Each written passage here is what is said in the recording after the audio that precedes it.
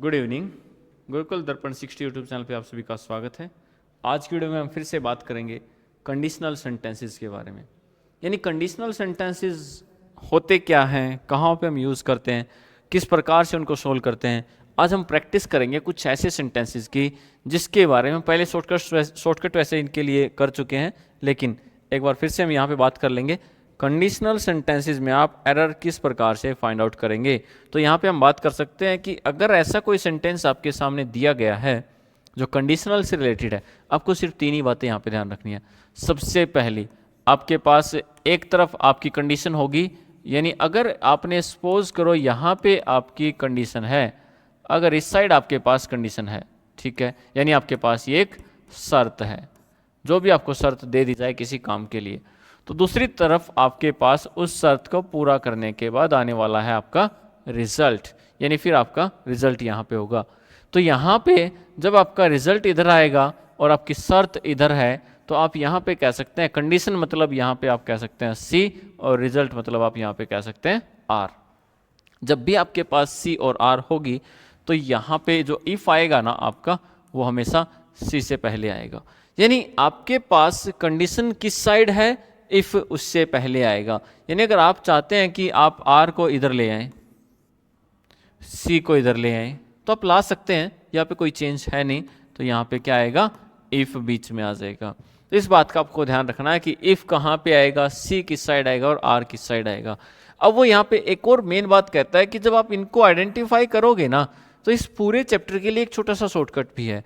वो क्या है, अगर आप इधर सी लिखते हैं तो सी में आपके पास हमेशा ही वर्ब की फर्स्ट फॉर्म प्लस एस और एस होनी चाहिए। यानी अगर आपके पास, अब मैं इसको थोड़ा सा एक बार चेंज करके लिखता हूं ताकि आपको किसी प्रकार का कोई कंफ्यूजन ना हो, तो इस सारे को आप अभी तक भूल जाइए। अब हम बात करते हैं शॉर्टकट क्या है। हमने कहा ये आपका सी, ये आपका आर, और अगर सी इधर तो इफ आएगा यहाँ पे, यानी सी से पहले आपको चेंज करना है, आप चेंज कर सकते हैं, वहां से कोई डाउट नहीं है। अब कहता है जब भी आपका सी होगा ना, सी में आपके पास वर्ब की फर्स्ट फॉर्म प्लस एस और एस होगा। यानी जो ये वाला पार्ट होगा इसमें आपके पास वर्ब की फर्स्ट फॉर्म प्लस एस और एस होने वाली है। जब यहां पे बात करेंगे तो फिर आपके पास आएगा विल या फिर सेल, और इसके साथ वर्ब की फर्स्ट फॉर्म, यानी विल सेल के साथ फर्स्ट फॉर्म, और ये इतना सा होने के बाद पहला कंडीशनल आपका है। अब इसी में बात करें सेकंड कंडीशनल की, तो कहता है वर्ब की सेकंड फॉर्म इस साइड, और यहां पे अगर बात करें तो विल सेल को किस में चेंज करेंगे, वुड, और वुड के साथ वर्ब की फॉर्म कौन सी आएगी, फर्स्ट फॉर्म, क्योंकि किसी भी मॉडल्स के साथ वर्ब की फर्स्ट फॉर्म आती है। ठीक है, दो बातें क्लियर। अब आता है थर्ड, तो यहां पे कहता है हैड प्लस वर्ब की थर्ड फॉर्म, और जब इस साइड आएगा तो यहां पे कहेगा would have plus third form of verb. और इतनी सी बात होने के बाद आप इतने में ये कह सकते हैं कि आपका कंडीशनल चैप्टर खत्म हो जाता है। यानी अगर शॉर्टकट से करें तो सिर्फ ये तीन रूल बनते हैं। यहाँ पे एक छोटी सी बात और आप ऐड कर सकते हैं, वो है आपका फोर्थ रूल, जहाँ पे कई बार क्वेश्चन बनता है। वो कहता है कि अगर यूनिवर्सल कोई ट्रूथ दिया गया है, यूनिवर्सल ट्रूथ के लिए, तो आपका जो सी पार्ट है ना, वहाँ भी वर्ब की फर्स्ट फॉर्म सेम रहेगी और आर में भी सेम रहेगी, यानी इधर भी वर्ब की फॉर्म सेम रहती है। तो इसको हम थोड़ा सा अलग रखते हैं, अदरवाइज ये तीन रूल होने के बाद आपका चैप्टर ही कंप्लीट हो जाता है। तो यहाँ पे कहता है, आप याद रखने के लिए ऐसा रख सकते हैं, पहले कंडीशनल में पहली वर्ब की फॉर्म, दूसरे कंडीशनल में दूसरी वर्ब की फॉर्म, और तीसरे कंडीशनल में तीसरी वर्ब की फॉर्म। आप इधर भी देख सकते हैं, इधर ये वर्ब की फर्स्ट फॉर्म थी, मोडाल्स के साथ पहले कंडीशनल में पहली वर्ब की फॉर्म। विल सेल अगर फर्स्ट है तो विल सेल की सेकंड फॉर्म क्या होती है, वुड, और मोडाल्स के साथ आती है फर्स्ट फॉर्म, यानी दूसरे कंडीशनल में दूसरी वर्ब की फॉर्म। और यहाँ पे कहता है वुड हैव प्लस वर्ब की थर्ड फॉर्म, और तीसरे कंडीशनल में तीसरी वर्ब की फॉर्म। यानी ये जो इतनी सारी बातें हैं, वैसे तो एक बड़ा चैप्टर है। अब यहाँ पे अगर कंडीशनल की बात करें तो हम मिनिमम इस अकेले चैप्टर पे 5 to 6 आवर्स लगा सकते हैं, लेकिन इतनी सी देर में भी इसको समझा जा सकता है, जिसमें पहले कंडीशनल में पहली वर्ब की फॉर्म, दूसरे कंडीशनल में दूसरी, और तीसरे में तीसरी। यानी फर्स्ट कंडीशनल जब आप यूज करेंगे तो फर्स्ट फॉर्म आएगी, सेकंड कंडीशनल जब यूज करेंगे तो सेकंड, और जब थर्ड कंडीशनल आप यूज करेंगे तो थर्ड वर्ब की फॉर्म आने वाली होगी। तो यहां पे इसी के अकॉर्डिंग आपको समझना है। ऐसा कभी नहीं होगा इधर से फर्स्ट कंडीशनल है और इधर से सेकंड हो जाए, नहीं। एक सेंटेंस में जब आएगा तो ये वाला कंप्लीट आएगा, दूसरे सेंटेंस में आएगा तो ये वाला कंप्लीट आएगा, और तीसरे में अगर आएगा तो ये वाला कंप्लीट आएगा। यानी यहाँ पे किसी प्रकार के चेंजेस नहीं बनते हैं। तो आपको यहाँ पे ध्यान देना है कि कौन से पार्ट में कब और कैसे आप यूज करेंगे, उसी के अकॉर्डिंग कंडीशनल को सोल्व करेंगे।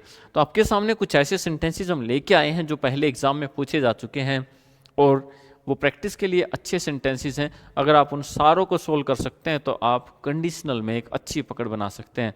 बात करते हैं सेंटेंसेस की। तो देखिए कंडीशनल, स्पॉटिंग द एरर, यानी आपको एरर को फाइंड आउट करना है, एरर कहाँ पे है।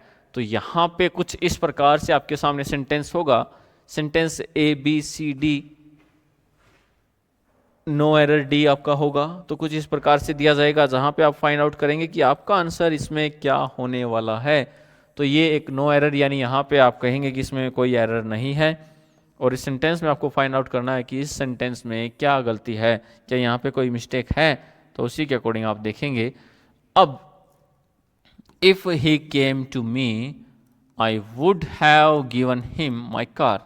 देखिए मैं तो आपको शॉर्टकट से बता देता हूं कि आपको इस सेंटेंस को, ऐसे किसी भी सेंटेंस को किस प्रकार से सोल्व करना है।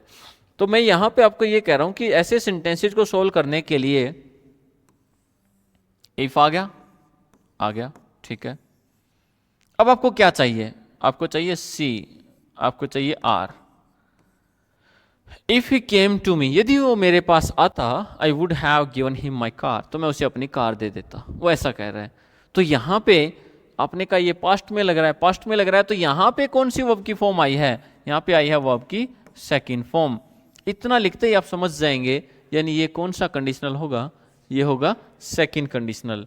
तो ऐसे सेंटेंस को आप कहेंगे कि ये सेकंड कंडीशनल होगा। इसका मतलब उधर भी क्या आना चाहिए, उधर आना चाहिए आपके पास वुड प्लस वर्ब की फर्स्ट फॉर्म, लेकिन उसने क्या दिया है, वुड हैव प्लस वर्ब की थर्ड फॉर्म। तो यानी आपका आंसर यहां पे होना चाहिए would plus first form of verb. लेकिन अब कुछ बच्चे यहां ये भी सोचेंगे कि उसने वुड हैव गिवन आपको दिया है, तो ऐसा नहीं हो सकता क्या कि हम उधर से इस साइड आए। यानी अगर हम कहें ये सी, ये आर, इस साइड उसने दिया है वुड हैव गिवन, ठीक है। तो ये वुड हैव गिवन किस पार्ट में आता है आप कहेंगे, तो थर्ड, ये वर्ब की थर्ड फॉर्म है, इसका मतलब ये तो थर्ड कंडीशनल है। तो इधर भी होना चाहिए had plus third form of verb, यानी यहां पे had plus third form of verb होनी चाहिए। अगर ऐसा है ना, तो अब आप दोनों में से किसको राइट मानेंगे। तो मेरा मानना ये आप ऐसे चलते जाएंगे, आप ऐसे नहीं आएंगे कि इधर दूसरा कंडीशनल है और इधर तीसरा कंडीशनल है, और तीसरे के हिसाब से इधर भी तीसरा कर दें। अकॉर्डिंग टू मी ये ज़्यादा सही नहीं होगा। आप दूसरे के अकॉर्डिंग इधर भी दूसरा मान के चलेंगे, इस प्रकार से हम सोल्व करेंगे। तो हम एक एक आंसर को, एक एक सेंटेंस को जो भी आपके सामने होंगे, विद रीजन, विद लॉजिक, उनकी बात करेंगे। अपने आंसर क्यों चेंज किया, यहाँ पे क्या था, आई थिंक आप इसे समझ गए होंगे। तो मैं यहाँ पे आंसर लगाना चाहूँगा वुड गिव, क्योंकि उधर वो आपकी सेकंड फॉर्म थी, तो वुड प्लस गिव का यहाँ पे यूज करेंगे। आते हैं नेक्स्ट सेंटेंस पे। ऐसे बहुत सारे सेंटेंसेस होंगे। देखिए, had he invited me I would have attended the function. देखिए यहां पे कहता है हैड ही इनवाइटेड, ठीक है, ये दिया है, और इधर कहता है वुड हैव प्लस वर्ब की थर्ड फॉर्म। तो यहां से अगर देखें तो ये तो वर्ब की थर्ड फॉर्म है। अब यहां पे क्या है, यहां पे कहता है कि इसमें ये तो वर्ब की सेकंड फॉर्म है। अब आपको ये बताना सेकंड या थर्ड है। हैड के साथ आई है तो ये थर्ड फॉर्म है, सेकंड नहीं है। अब कहता है कि इसमें क्या चेंज करें, इधर वर्ब की थर्ड फॉर्म, इधर वर्ब की थर्ड फॉर्म, और ये एक थर्ड कंडीशनल है। अब अगर ऐसा सेंटेंस आपको दिया तो इसमें क्या करेंगे। फिर वो कहता है कि इसमें आपका सी पार्ट कौन सा है, यहाँ पे आप इसको अगर कंप्लीट बनाएंगे तो बनेगा if he had invited me I would have attended the function. यानी यदि उसने मुझे इनवाइट किया होता तो मैं फंक्शन को अटेंड कर लेता। यानी आपने एरर कहाँ पे निकाला है, फिर आप कह देंगे कि इसमें आंसर क्या है, आपका ए आंसर निकल के आता है। अब यहाँ पे हैड प्लस वर्ब की थर्ड फॉर्म और यहाँ पे वुड हैव प्लस वर्ब की थर्ड फॉर्म, तो उसके अकॉर्डिंग आपका आंसर निकल के आता है। ठीक है, next sentence, if he had called me, ये है हैड कॉल्ड। ठीक है, वुड इन्फॉर्म, हैड कॉल्ड और वुड इन्फॉर्म, तो यहां पे कहता है had plus third form of verb. ठीक है, यहां पे कहता है would plus first form of verb, यानी ये बात कर रहा है दूसरे कंडीशनल की और ये बात कर रहा है तीसरे कंडीशनल की। अब मैंने आपको पहले ही क्लियरली मेंशन किया कि अगर इधर से इधर आओगे तो इसको भी सेकंड कर दो, वो भी सेकंड है, ये भी सेकंड है, इक्वल हो जाएंगे, आंसर आ जाएगा। अगर इधर से उधर जाओगे तो यहां पे आपको करना पड़ेगा would have plus third form of verb. It depends on you, आपके ऊपर डिपेंड करता है। हम तो प्रैक्टिस कर रहे हैं तो हम तो दोनों को भी लेके चल सकते हैं, लेकिन if he had called me up I would have informed him, ये आंसर आपका करेक्ट आंसर होगा। तो यहां पे वुड हैव प्लस वर्ब की थर्ड फॉर्म का आप यूज कर लेंगे, तो फिर आपका आंसर यहां पे करेक्ट होगा। Clear? Next one, if he would work hard he will surely get the job of his choice. वो कहता है अगर वो कठिन मेहनत करेगा, अगर करेगा तो अपनी चॉइस की जॉब प्राप्त कर लेगा। देखिए यहां पे कहता है इफ, और इफ के बाद मैंने आपको बताया था कि वो आपकी फर्स्ट फॉर्म या फिर एस और ईएस आना चाहिए। यहां पे तो विल दिया है, इसका मतलब विल वाला तो कभी भी नहीं आएगा, नहीं आता है। नहीं आता है तो इसकी जगह क्या आएगा फिर? तो यहां पे आएगा वर्क की जगह पे works. If he works hard he will surely get the job of his choice. तो यहां पे जो आपका करेक्ट आंसर होगा, तो इफ ही वर्क्स हार्ड, तो ऐसा आंसर आपके सामने निकल के आएगा। यानी यहां पे आपको देखना है कि किस रीजन से ये चेंज किया गया है, और किसी भी सेंटेंस में आपके पास चेंज करने का एक रीजन होना चाहिए। अगर रीजन नहीं है तो हम करेक्ट आंसर मान के नहीं चल सकते, क्योंकि हो सकता है आपने वहां पे कोई और रीजन लगाया हो, आपने सोचा हो कि ऐसा हो सकता है, लेकिन उसके अकॉर्डिंग आंसर क्या बन के आया है, और आपके पास उसका कोई लॉजिक, कोई रीजन भी तो होना चाहिए कि इस रीजन से मैंने ये चेंज कर दिया और चेंज होने के बाद मेरा ये आंसर निकल के आया है। यहां पे आते हैं नेक्स्ट सेंटेंस पे, unless you don't see his ticket I will not let him sit here. देखिए सबसे पहली बात आप यहां वैसे भी समझ जाएंगे, जब अनलेस आया है ना, अनलेस एक नेगेटिव वर्ड है, इसलिए अनलेस के साथ नोट का प्रयोग नहीं करते हैं। ठीक है, अब आप कहेंगे नोट को हटा दें, ठीक है नोट को हटा दिया। अब नोट को तो हटा दिया, ये लो हटा दिया। अब नोट को तो हटा दिया है, जब नोट को हटा दिया तो डू की भी कोई ज़रूरत नहीं है, तो डू को भी हमें हटाना पड़ेगा। अब कंप्लीट सेंटेंस क्या बनेगा? अब बनता है unless I see his ticket. अब कुछ ऐसा बनेगा, और यहां पे आएगा will not let him sit here, वो एज इट इज ठीक रहता है। तो यहां पे अब आपको क्या समझ में आया कि कई बार इफ की जगह पे आप किसका यूज कर सकते हैं? आप इफ की जगह पे यूज कर सकते हैं अनटिल का, आप इफ की जगह पे यूज कर सकते हैं अनलेस का, और भी ऐसे बहुत सारे वर्ड्स हैं जिनको आप इफ की जगह पे यूज कर सकते हैं। तो यहाँ पे और इन दोनों या किसी भी नेगेटिव वर्ड के साथ हम कभी भी नो या नोट का प्रयोग नहीं करते हैं। यानी जब भी आपके पास कोई भी नेगेटिव वर्ड दिया गया है तो उनके साथ हम ना तो नो का यूज़ करते और ना ही नोट का। तो ये वर्ड्स नेगेटिव थे जिसके साथ हमने नो या नोट का यूज़ नहीं किया, और जब नो या नोट का यूज़ नहीं करना था तो उसके साथ डू डज की भी ज़रूरत नहीं थी। Before the police will come you should better get the anticipatory bell. देखिए यहाँ पे आया है बिफोर, आपको तो आंसर को कैच करना है, और जब आप आंसर को कैच करेंगे तो बिफोर के तुरंत बाद हम विल कम का यूज़ नहीं करेंगे। यहाँ पे पुलिस एक प्लूरल नाउन है तो आप यहाँ पे कम का यूज़ कर सकते हैं। Before the police come you should better get the anticipatory bell, तो यहाँ पे आप कम का यूज़ कर लेंगे, that is come. Use of before after भी आपको समझना होगा, और कई बार ऐसे कुछ सेंटेंसेस भी हैं जहाँ पे आप इफ़ के पहले, इफ़ के स्थान पर बिफोर आफ्टर का भी यूज़ करते हैं।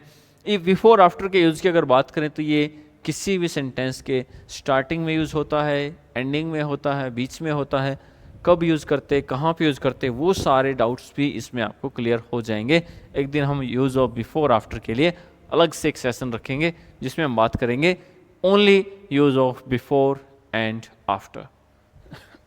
Next, he will come to know the truth, he will come to know the truth after the investigation finished। देखिए अब यहाँ पे बिफोर ना आके आफ्टर आया है, इसलिए मैं कह रहा हूँ कि बार बार हम इन सेंटेंसेस को ऐड जरूर कर रहे हैं बीच में, लेकिन इनके बारे में हम बात करेंगे अलग से यूज ऑफ बिफोर आफ्टर की।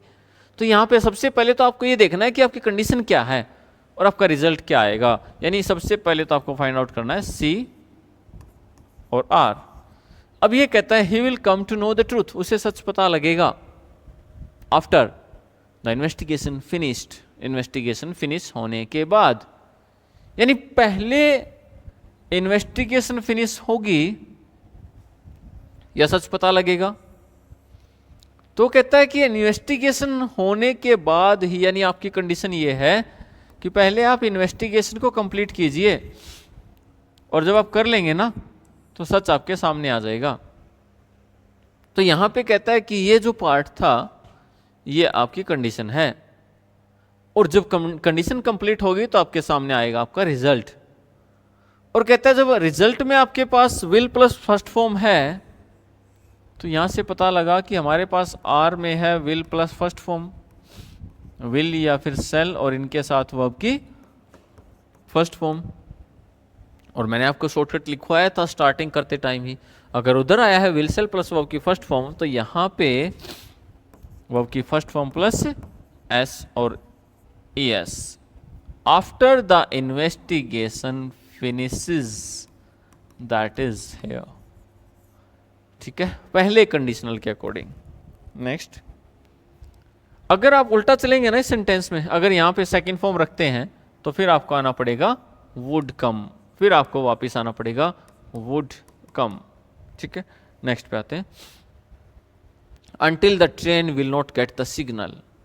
अब कह रहे हैं जब तक कि ट्रेन को उसका सिग्नल नहीं मिल जाता, it will not leave the platform, तो वो अपने प्लेटफॉर्म को लीव नहीं करेगी, यानी अपने प्लेटफॉर्म पे ही खड़ी रहेगी, वहां से कहीं नहीं जाएगी। ठीक है, अब इस सेंटेंस में वो कहता है कि अंटिल, अंटिल आपको पता है अभी बात कर रहे थे, इसके साथ नो या नोट का प्रयोग नहीं करते हैं। अंटिल के साथ कौन नहीं आएगा, नोट नहीं आएगा। ठीक है, अब यहाँ पे कहता है इधर भी विल आया है और इधर भी विल आया है, तो ऐसा भी नहीं होता है। पहले तो आपको यहाँ पे ये देखना है कि कंडीशन कौन सी है, कंडीशन के बाद देखेंगे रिजल्ट कौन सा है। तो until the train will not get the signal, कहता जब तक ट्रेन को सिग्नल नहीं मिलता, सिग्नल मिलेगा तभी तो प्लेटफॉर्म को छोड़ के आगे बढ़ेगी। तो ये आपकी कंडीशन है, ये आपका सी यानी आपकी कंडीशन है, और ये आपका रिजल्ट है। तो यहाँ पे जब ये कंडीशन है तो इधर आपके पास ये भी नहीं आएगा, और अंटिल द ट्रेन गेट्स का यूज नहीं करेंगे। तो उसी के अकॉर्डिंग आप चेंज करेंगे कि आपके सामने सेंटेंसेस में दिया क्या हुआ है। अब बहुत सारे बच्चों को ये भी डाउट रहता है कि ये जो अंटिल है, ये अनलेस है, कैसे बना है, अंटिल और अनलेस कहाँ से आए हैं। देखिए आपको पता है टिल और टिल के साथ नोट लगा दें तो अनटिल बन जाता है। जब भी आप टिल के साथ नोट लगा देंगे तो आप कह सकते हैं कि अनटिल बना है। लेकिन चलो ये तो पता है, अनलेस कहाँ से आया, और अनलेस मैं आपको बता दूं, अनलेस का मतलब होता है इफ प्लस नोट। यानी जिस भी सेंटेंस में आपके पास इफ आया है और इफ के साथ अगर नोट लगा दिया जाए तो उसे हम कहते हैं अनलेस। इफ के साथ जब भी आप नोट लगाएंगे तो यहां पे कहता है कि इफ और नोट लगाने से अच्छा है आप उसी सेंटेंस में अनलेस लगा दो। देखिए कैसे, मैं कुछ सेंटेंस लिख के आपको बना के दिखाता हूं, सेम बनेगा। If he does not play well, he will not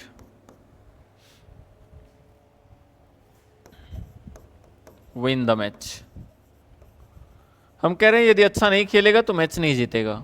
अब यहां पे कहता है डज नॉट, डू नॉट, ऐसा कुछ भी आया और उसी के साथ आया इफ।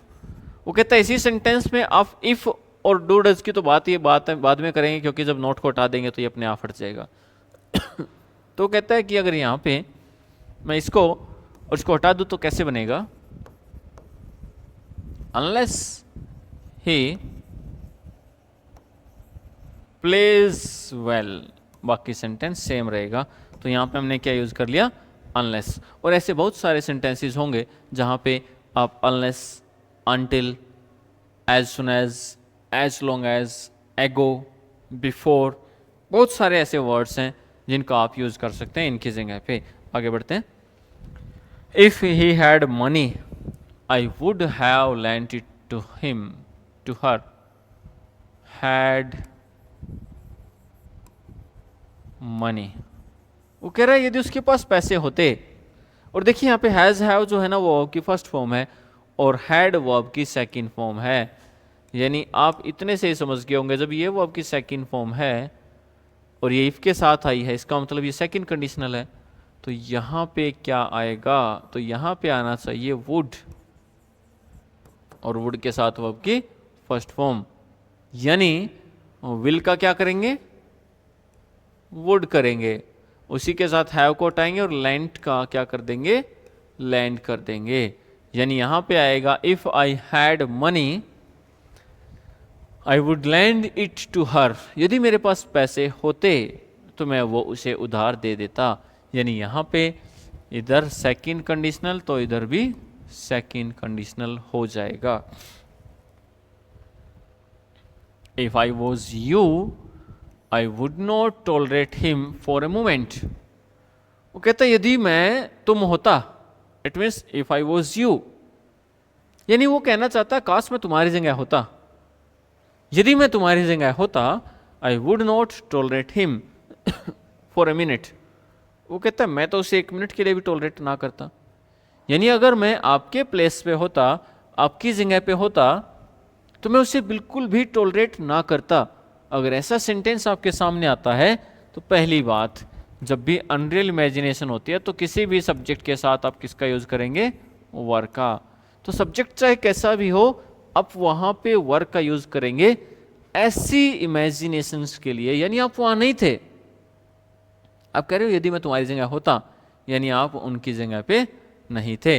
अगर आप ऐसा होते तो ये आपके पास, अब आप कहेंगे वर्ब की कौन सी फॉर्म है, तो यहाँ तो वर आया, यहाँ तो वर्ब की फॉर्म है ही नहीं।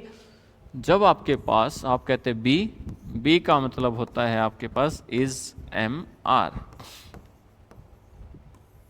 ये वर्ब की फर्स्ट फॉर्म है और इसी की सेकंड फॉर्म बनती है वॉज और वर, ये वर्ब की सेकंड फॉर्म है और इसी से बनता है बीन, ये वर्ब की थर्ड फॉर्म है, बी वॉज बीन।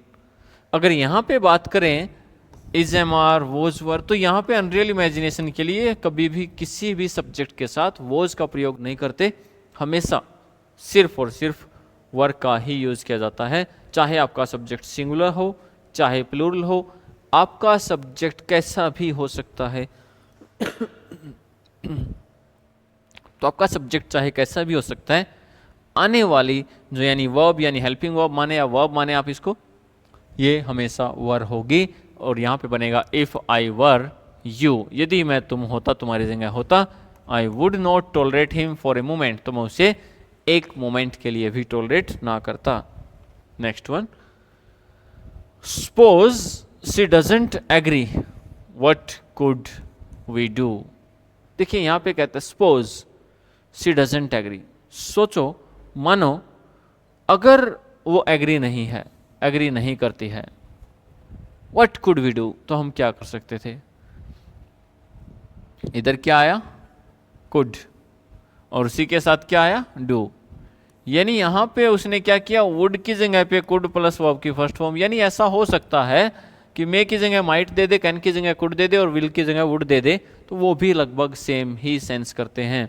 यानी यहां से हमें पता लगा कि ये कौन सा कंडीशनल, इधर से तो सेकंड कंडीशनल है, इधर से कौन सा है, if she doesn't agree, does not, यानी ये तो फर्स्ट कंडीशनल है। या तो उसको भी फर्स्ट बनाओ या फिर उसको भी सेकंड बनाओ, लेकिन कुछ आंसर्स ऐसे भी दिए होंगे कि आप वापस भी आएंगे, लेकिन सही करने के लिए हम ऐसे चलेंगे। जब ऐसे चलेंगे तो इधर से फर्स्ट कंडीशनल है, ठीक है। Suppose she doesn't agree, what can we do, तो हम क्या कर सकेंगे, हम क्या कर लेंगे। तो यहां पे प्रेजेंट इंडेफिनिट टेंस के अकॉर्डिंग इधर हमने कैन यानी will do, can do, may do, वो सारे सही हैं। तो यहाँ पे इस साइड फर्स्ट कंडीशनल था, इसलिए हमने इधर भी फर्स्ट कंडीशनल कर दिया। लेकिन हो सकता है आप ऐसा चलने की भी सोच रहे हो, लेकिन वो ज़्यादा सही नहीं रहेगा। यानी जब हम करेक्ट आंसर की बात करें और बेस्ट आंसर की बात करें तो आप उसी तरफ जाएंगे। जैसे आप लिखते जाते हैं ना, आपका आंसर ऐसे चलना चाहिए, उसके अकॉर्डिंग आपका आंसर आना चाहिए। आप कभी भी ऐसे नहीं आएंगे, आपको इधर नहीं आना है, ठीक है।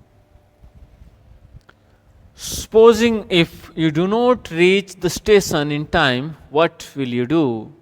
वो कहता है सपोज करिए, मानिए, सोचिए आप स्टेशन समय से नहीं पहुंचते हैं, ठीक है। व्हाट विल यू डू, तो आप क्या करेंगे। अगर आप स्टेशन समय से नहीं पहुंच पाए, अगर आप स्टेशन समय से नहीं पहुंच पाते हैं तो आप क्या करेंगे। यहाँ पे सबसे पहली बात, इफ भी आपके लिए कंडीशन की बात करता था और सपोज भी आपके लिए कंडीशन की बात करता था। तो ये दोनों वर्ड ऐसे हैं जो कि कंडीशन की बात कर रहे हैं।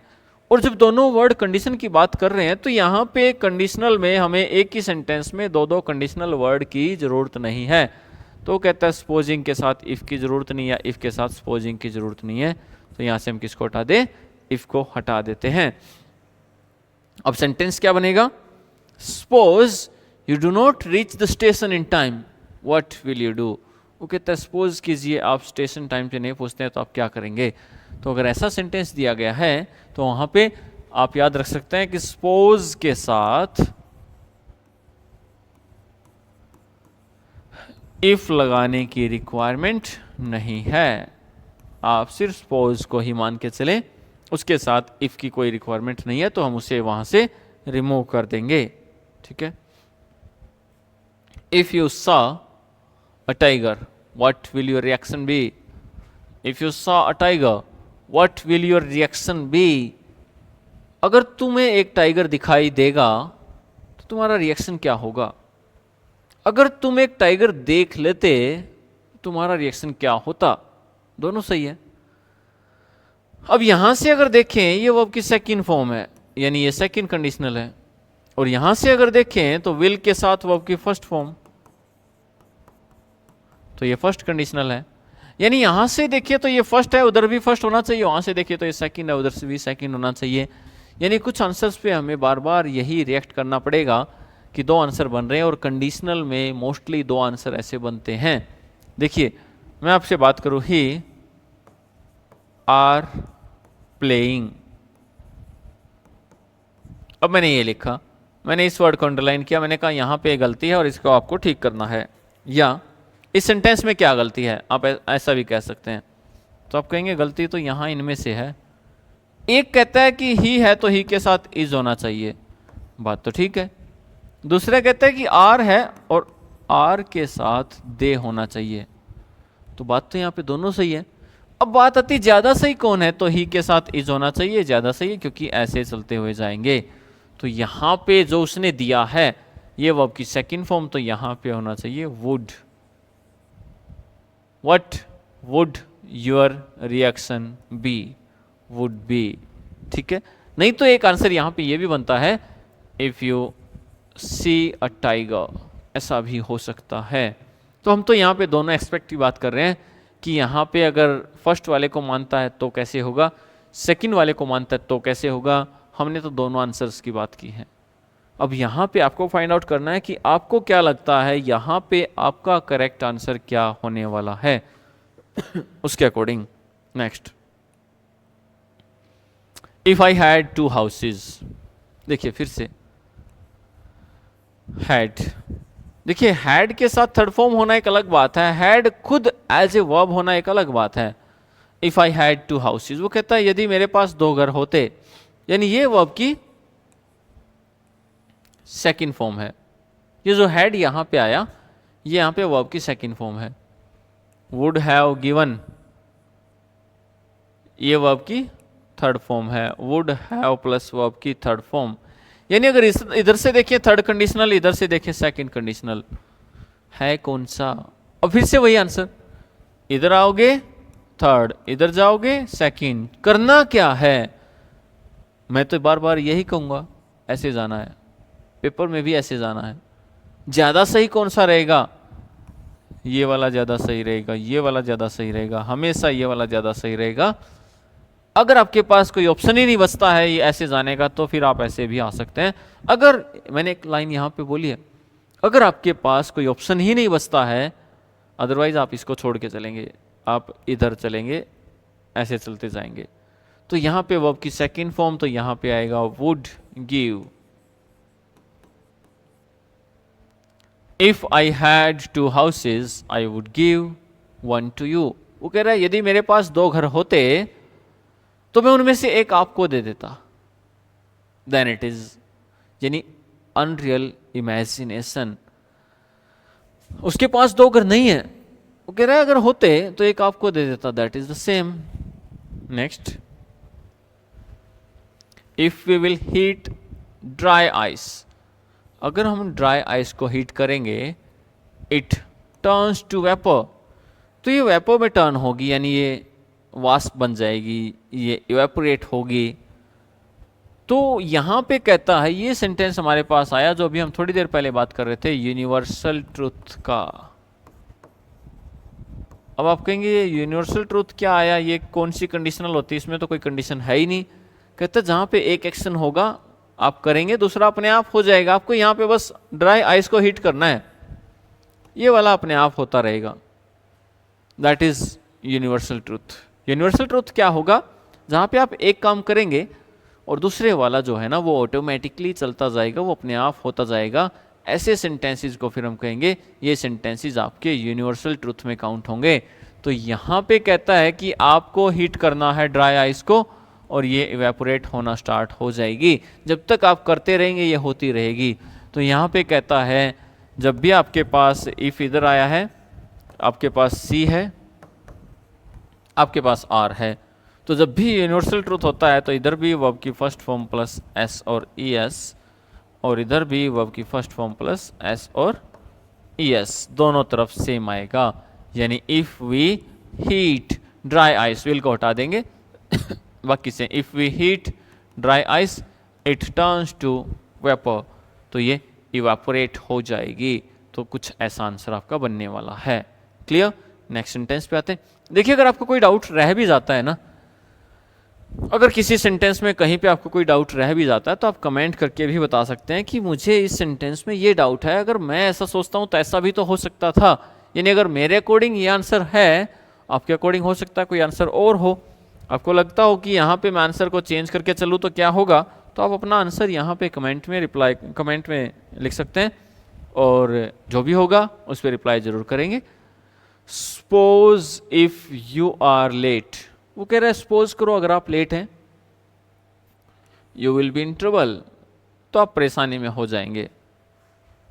यानी यहां पे एक सीधी सी बात थोड़ी देर पहले की थी कि दोनों बात कर रहे हैं यहां पे कंडीशन की और सपोज के साथ। सपोज जब आपने यूज किया तो इसके साथ इफ का यूज नहीं करेंगे, यानी दोनों वर्ड्स को एक साथ यूज नहीं किया जाता। यानी या तो आप सपोज यूज करो या फिर उसके साथ इफ यूज करो, आप दोनों वर्ड्स को यूज यहाँ पे नहीं करेंगे। तो ऐसे बहुत सारे वर्ड्स सेंटेंसेस आपके सामने आएंगे जिसमें आप कहेंगे कि यहाँ पे कौन से एक को यूज़ करना है। तो सपोज को यूज़ करें, इफ़ को हटा दें क्योंकि हमें पहले को ठीक मान के दूसरे को गलत मान के चल रहे हैं। ऐसा भी कह सकते हैं कि इफ़ को रख लें। बात इतनी है कि दोनों एक साथ नहीं आते हैं। चलिए, अनलेस, फिर से वैसा ही एक सेंटेंस जिसकी आप अभी तक वेट कर रहे थे कि अनलेस हमने समझा, अनटिल हमने समझा, और समझने के बाद हमारे सामने अनलेस और अनटिल के एग्जाम्पल अगर आते हैं, अब हम उसमें गलती नहीं करेंगे। Unless he will not understand the concept, जब तक वो कंसेप्ट को अंडरस्टैंड नहीं करेगा, he will not be able to solve the questions, तो वो क्वेश्चंस को सोल्व करने के लिए एबल ही नहीं होगा, उनके योग्य नहीं होगा, उनके लायक ही नहीं होगा। तो यहाँ पे कहता है पहली बात, अनलेस आया, अनलेस के साथ नोट का प्रयोग नहीं करते। यानी जब आपके पास अनलेस आया है तो अनलेस के साथ नोट का यूज नहीं होगा। ठीक है, अब कहता है ये हमारा जो पार्ट है ना, ये सी है और ये आपका पार्ट आर है। सी का मतलब यहाँ पे हम बात करें कंडीशन की, तो ये पार्ट आपका कंडीशन का है और ये पार्ट आपका रिजल्ट का है। और जब ऐसा करेंगे तो ये वाली आपकी कंडीशन है और ये वाला आपका रिजल्ट है। तो ऐसा करने पे अनलेस यहाँ पे आपने यूज़ किया है, और जब भी आप ऐसा करते हैं तो अनलेस के साथ कंडीशन में आपकी वर्ब की फॉर्म होनी चाहिए फर्स्ट फॉर्म प्लस एस और ई एस। वहाँ पे होना चाहिए विल सेल, तो विल यहाँ पे आया है, लेकिन यहाँ पे इस विल को हटा देंगे और यहाँ पे आएगा अंडरस्टैंड्स। ठीक है, तो यहाँ पे प्रेजेंट इंडेफिनिट टेंस आएगा सी पार्ट में, फ्यूचर इंडेफिनिट आ सकता है आर पार्ट में। नेक्स्ट सेंटेंस पे आते हैं, इफ ही ट्राइड अगेन, कौन सी वर्ब की फॉर्म आई है? आप कहेंगे ट्राइड वर्ब की सेकंड फॉर्म है। कुछ बच्चे ऐसे भी हैं जो ये सोच रहे होंगे कि ट्राई फर्स्ट फॉर्म है, ट्राइड सेकंड फॉर्म है, ट्राइड थर्ड फॉर्म है, और दोनों सेकंड और थर्ड बिल्कुल सेम है। तो यहाँ पे अगर बात करें सेकंड और थर्ड में चेंज क्या है, मैं आपको क्लियर बता दूं कि सेकंड के साथ कभी भी कोई हेल्पिंग वर्ब नहीं आती है और थर्ड फॉर्म हमेशा ही किसी न किसी हेल्पिंग वर्ब के साथ आती है। यानी थर्ड फॉर्म कभी अकेली नहीं आती और सेकंड फॉर्म के साथ कभी कोई हेल्पिंग वर्ब नहीं आती। क्या यहाँ पे कोई हेल्पिंग वर्ब है? आप कहेंगे यहाँ पे हमारे पास कोई भी हेल्पिंग वर्ब नहीं है। अगर नहीं है तो ये वर्ब की सेकंड फॉर्म है, और जब ये वर्ब की सेकंड फॉर्म है तो इसके साथ, यानी ये यहाँ पे सेकंड कंडीशनल है, और जब ये सेकंड कंडीशनल है तो यहाँ पे आएगा कैन की जगह पे could. He could pass the exam with flying colors. If he tried again, if he tried again, he could pass the exam with flying colors. अगर वो दोबारा से ट्राई करता तो एग्जाम को पास करता विद फ्लाइंग कलर्स। यानी यहाँ पे ये पास्ट की बात कर रहा है और एक ऐसी अनरियल इमेजिनेशन की बात कर रहा है जो यहाँ पे हुई नहीं है। यानी पास्ट के कोई भी इंसिडेंट जिसमें जो रियल नहीं है, वहाँ पे आप ऐसे किसी भी सेंटेंस में यूज़ करेंगे जहाँ पे आपके सामने अनरियल इमेजिनेशन होनी चाहिए, वो रियल ना हो, जो हुआ नहीं है। यानी इधर वर्ब की सेकंड फॉर्म तो दूसरी तरफ आएगा वुड प्लस वर्ब की फर्स्ट फॉर्म। अब आप सोचेंगे यहाँ तो वुड की बजाय कुड है, तो कुड वाला भी सही होगा, यानी वुड की जगह पे आप कुड और माइट का यूज़ भी कर सकते हैं। आप वहाँ पे कुड का यूज़ करें, माइट का यूज़ करें, वो सारे सही होंगे। Next sentence, I will wait for you unless you come. देखिए यहाँ पे कहता I will wait for you unless you come. Unless आया, ठीक है। अनलेस के बाद ये आपका सी पार्ट है, ये आपका आर पार्ट है। तो जब यहाँ पे अनलेस आया यू कम, तो यहाँ पे आपका प्रेजेंट इंडेफिनिट टेंस आया है, यानी वर्ब की फर्स्ट फॉर्म, ठीक है। तो यहाँ पे कौन सा आना चाहिए? फ्यूचर इंडेफिनिट आना चाहिए, यानी विल सेल प्लस वर्ब की फर्स्ट फॉर्म, वो भी आया है। और विल वेट आया है जो कि एज इट इज सही हो सकता है आर के अकॉर्डिंग। वो कहता है अनलेस यू कम, जब तक तुम नहीं आ जाते, I will wait for you, मैं तुम्हारा वेट करता रहूंगा। यानी यहाँ पे बात करें तो इसका आंसर बनता है नो एरर, क्योंकि यहाँ पे इसमें ये प्रेजेंट इंडेफिनिट टेंस है, ये फ्यूचर इंडेफिनिट टेंस है। और अगर पहले कंडीशनल की बात करें तो एक पार्ट में वर्ब की फर्स्ट फॉर्म, दूसरे में विल या सेल के साथ वर्ब की फर्स्ट फॉर्म का यूज़ हम कर लेंगे। उसी के साथ हम यहाँ पे इसे कह सकते हैं कि ये पहले कंडीशनल का एक पार्ट था। Next, if I was you I would teach him a lesson. वो कहता है यदि मैं तुम्हारी जगह होता तो मैं उसे एक लेसन टीच कर देता, मैं उसे सिखा देता, ऐसा कुछ भी, यानी मैं उसे बता देता। It means if I, sorry यहाँ पे कहेगा इफ आई वर यू। देखिए थोड़ी देर पहले भी हमने बात की थी, अगर ऐसा कोई सेंटेंस आता है तो यहाँ पे अनरियल इमेजिनेशन के लिए हम वॉज का यूज़ नहीं करेंगे, वॉज की बजाय हम यहाँ पे वर का यूज़ करेंगे। और ये वर वर्ब की सेकंड फॉर्म है। इट मीन्स ये जब सेकंड फॉर्म है तो ये आपके पास सेकंड कंडीशनल है, और जब यहाँ पे सेकंड कंडीशनल है तो इधर आएगा वुड प्लस वर्ब की फर्स्ट फॉर्म, और आपका सीधा सा शॉर्टकट वही बनता है, इस साइड वर्ब की सेकंड फॉर्म और दूसरी तरफ आपके पास बनेगा वुड प्लस वर्ब की फर्स्ट फॉर्म। उसी के अकॉर्डिंग आपका आंसर सही निकल के आता है, यानी यहाँ पे आएगा वर, तो यहाँ पे हम वर का यूज करेंगे। नेक्स्ट, तो यहाँ पे अगर बात करें, if I were the prime minister of India I would work for the welfare of the poor. If I were the prime minister of India, वो कहता है यहाँ पे वो सपोज कर रहा है, वो मान रहा है कि अगर वो इंडिया का प्राइम मिनिस्टर होता, यानी यहाँ पे ऐसा नहीं है कि वो है, वो मान के चल रहा है अगर काश ऐसा हो जाता। और ये हमें किसने बताया? वर ने हमें बताया।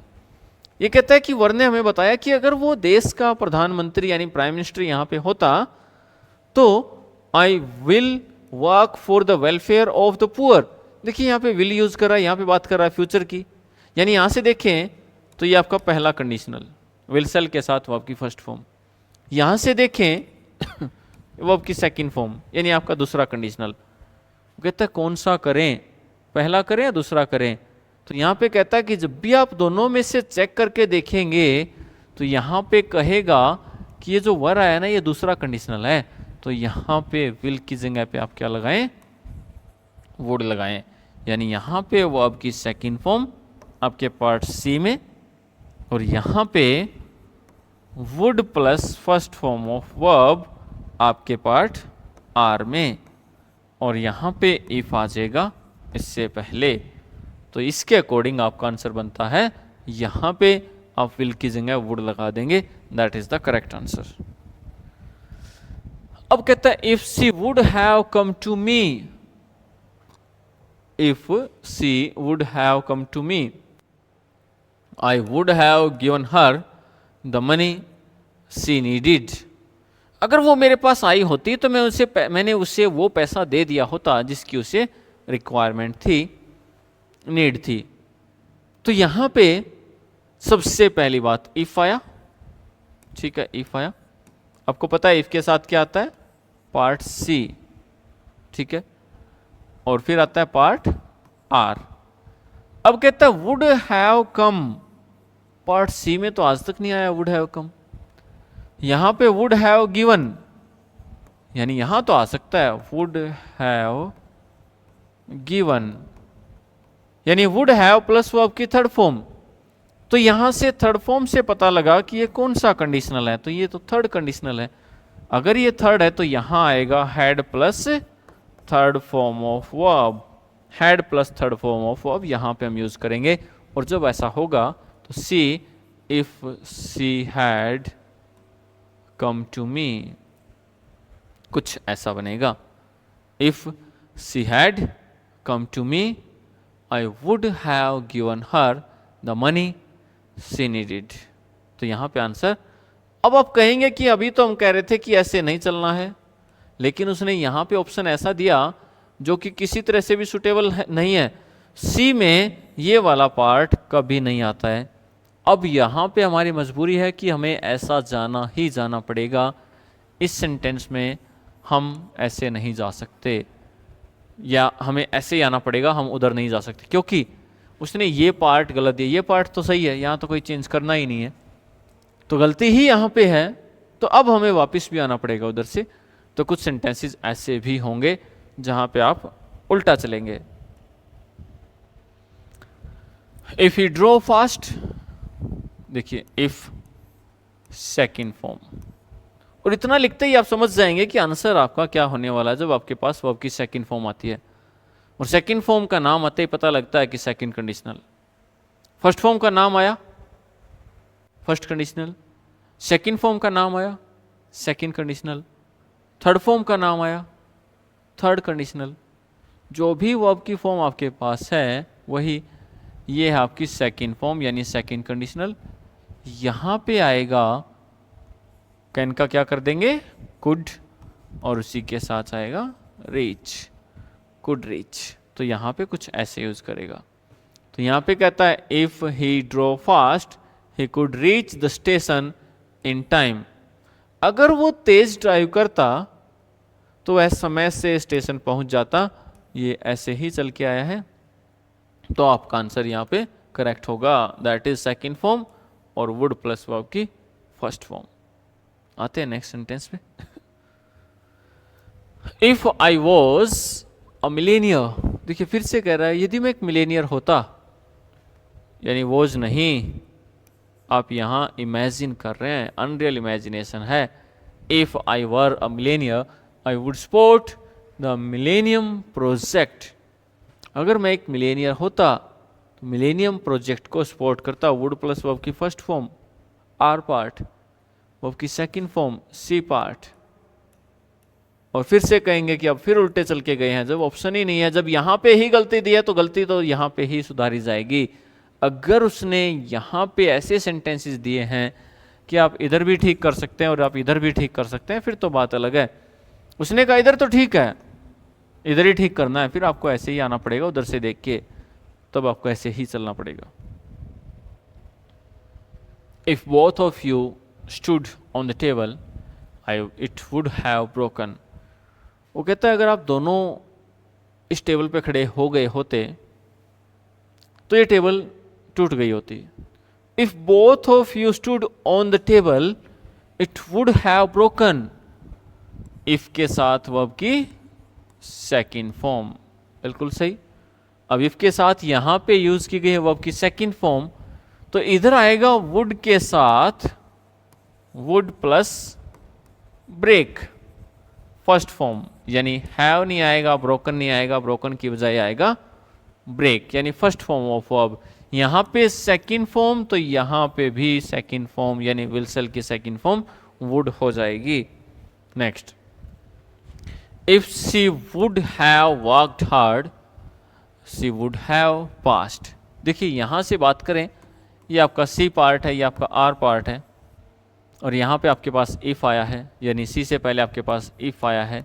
जब भी ऐसा करेंगे तो आप यहाँ पे देख सकते हैं कभी भी सी में would have plus third form नहीं आती, ये आपके आर पार्ट है, would have plus third form होनी चाहिए, यानी यहाँ पे ये सही है। और जब यहाँ पे पता लगा कि थर्ड फॉर्म है तो इसका मतलब ये तीसरा कंडीशनल है, और जब तीसरा कंडीशनल है तो यहाँ पे आएगा had plus third form of verb. तो यहाँ पे कहता है इसमें बनेगा सी हैड वर्कड हार्ड, बाकी same. If she had worked hard, यानी आप वुड हैव हटा देंगे और हैड वर्कड हार्ड आपका सही आंसर होगा। Next sentence, if you had seen me you should have stopped your car and come to help me. If you had seen, had plus third form of verb, should have stopped, should या would plus have plus third form of verb. अगर ऐसा कुछ भी होगा तो यहां पे कहता है इस तरफ आपके पास आया had plus third form of verb, इस तरफ आएगा शुड वुड या could plus have plus third form of verb. अब यहां पे उसके अकॉर्डिंग इधर had plus third form of verb है और उधर शुड वुड और कुड सभी सेम होते हैं, plus have plus third form of verb है। तो ये सेंटेंस आपका नो एरर बनता है, यानी यहां पे इस सेंटेंस में कोई भी गलती नहीं होगी। Next, if the government will make strict law the law and order situation will improve. देखिए ये आपका इफ आया, इफ के बाद सी पार्ट, और सी पार्ट में कभी भी विल नहीं आता। If the government makes strict law the low and order situation will, यहाँ पे थोड़ा सा स्पेस है दोनों के बीच में, विल इम्प्रूव, और ये करेक्ट है, यानी यहाँ पे आप विल को हटा देंगे क्योंकि सी में वर्ब की फर्स्ट फॉर्म प्लस एस और ई एस, और आर पार्ट में विल या फिर सेल और उनके साथ फर्स्ट फॉर्म ऑफ वर्ब का यूज करेंगे। तो कुछ इस प्रकार से यहाँ चेंज करना होगा। But for his help the patient would have died. But for it means here, यहाँ पे जब बट फॉर का यूज करते हैं तो कहते हैं के बिना, उसकी हेल्प के बिना the patient would have died, patient मर गया होता। तो यहाँ पे अगर बात करें तो हम यहाँ पे यूज करेंगे हेल्प की बजाय हेल्प्ड का, यानी second form of verb. Next पे बात करते हैं, but for his prompt action many people would have lost their savings. उसके सही एक्शन लेने की वजह से या के बिना बहुत सारे लोगों ने अपनी लाइफ्स को, यहाँ पे ये दोनों जो टाइप है ना बट फॉर वाले, इनको वैसे हम नेक्स्ट क्लास में एक बार अलग से डिस्कस करेंगे। जो भी बट फॉर के दो टाइप आते हैं, कुछ ऐसे वर्ड्स हैं जैसे हमने यहाँ पे पहले भी डिस्कस किया है, first one is before, second one is after, third one is but for. तो इनको हम अलग से डिस्कस करेंगे समझने के लिए कि यहाँ पे जो सेंटेंसेस होंगे उनमें क्या चेंज आएगा और क्या वहाँ पे बनने वाला है, तो वो हम यहाँ पे बात करेंगे। इसी में I will not come in case it will rain, देखिए यहाँ पे एक और नया वर्ड आया है, वो वर्ड है इफ की बजाय इन केस। एक वर्ड आपका इफ बनता है। अब यहाँ पे हम अभी बात कर रहे थे बिफोर, आफ्टर और इफ और इन केस, तो यहाँ पे कई बार इफ की बजाय इन केस का यूज होगा, और इसके बाद ये पार्ट सी है और ये पार्ट आपका आर है। और आपको पता है जब भी पार्ट सी होता है तो सी पार्ट में हमेशा वर्ब की फर्स्ट फॉर्म यानी रेन्स, और आई विल नॉट कम तो कुछ ऐसा बनेगा। तो नेक्स्ट क्लास में हम कुछ इसी प्रकार के सेंटेंसेस को डिस्कस करेंगे।